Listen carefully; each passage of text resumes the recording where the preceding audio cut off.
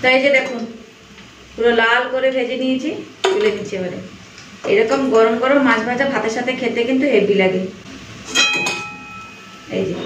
এই যে দেখুন মাছের ঝোলের কালার। চলুন ঢেলে নিই। তো বন্ধুরা আজকে আমি কি কি রান্না করেছি চলুন আপনাদের সাথে একটুখানি শেয়ার করি। তো এখানে আছে ভাত, আর এই যে লাউ চিংড়ি, এখানে আছে বাটা মাছ ভাজা,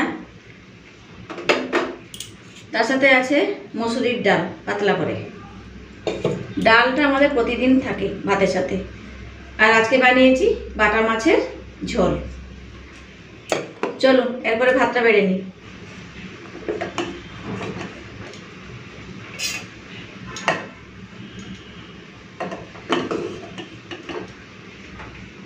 ব্যাস আজকে এই অল্প ভাতই খাবো।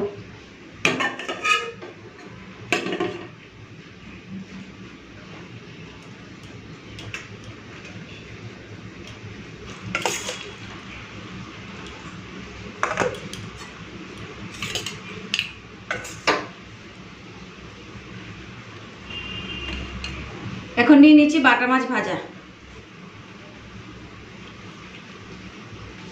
একটা নিলাম ভাতের উপরে।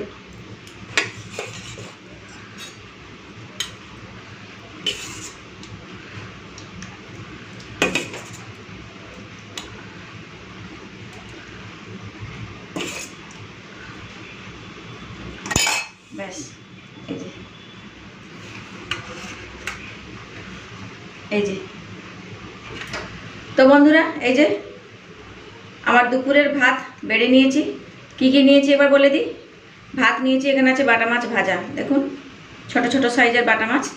এখানে আছে আলু দিয়ে বাটা মাছের ঝোল, মানে মাখা মাখা ঝোল। সাথে আছে লাউ চিংড়ি। আর কি চাই বলুন, এত সুন্দর সুন্দর খাবার থাকতে।